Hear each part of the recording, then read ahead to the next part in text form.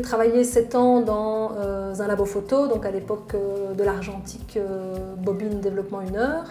Et puis avec l'arrivée du numérique, la boîte a fait faillite, donc on s'est tous retrouvés sans emploi. L'infographie, c'est quelque chose qui m'intriguait depuis un moment, et c'est vrai que je suis photographe de formation. Finalement, à l'époque, c'était quand même étroitement lié, création de faire-part et ce genre de choses. Donc c'est vrai que c'est devenu un peu une évidence. J'avais vraiment envie d'aller un peu plus loin et de voir un petit peu ce qu'il en était exactement. Et donc, j'ai décidé de reprendre une formation de graphiste au CPGRA. Et suite à ça, j'ai commencé d'abord comme graphiste freelance. J'ai eu la chance d'avoir pas mal de contacts au départ dans le domaine de l'ORECA qui m'ont permis d'étayer mon portfolio. Et donc petit à petit, j'ai fait mon petit bonhomme de chemin, et donc il y a 3 ans, j'ai décidé d'ouvrir une boîte de com à Charleroi, et ça aussi c'était un choix.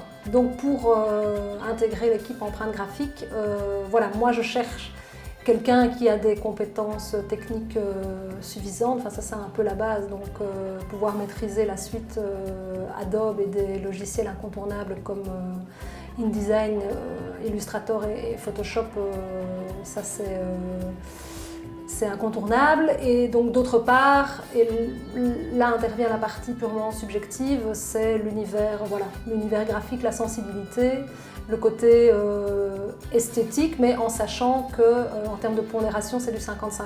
Donc j'aime des supports qui sont jolis, mais avant tout, les clients font appel à nous pour des supports efficaces.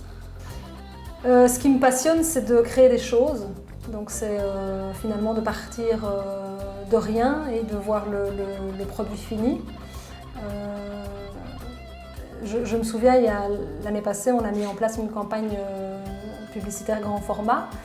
Et donc c'est sûr que se balader en voiture et tomber sur une affiche Deco 20 mètres carrés en sachant que ça a été d'une part conçu mais aussi imprimé par nous, c'est sûr que ça a un côté vraiment gratifiant, c'est un effet immédiat. Donc c'est gai de concevoir, c'est gai de partager des idées, c'est gai de continuer à s'intéresser à l'univers graphique, aux tendances actuelles. C'est gai de pouvoir se dépasser. Dans la réalité de notre métier, c'est que c'est toujours un peu tout pour hier, donc les journées sont assez speed. Et donc ça, c'est passionnant.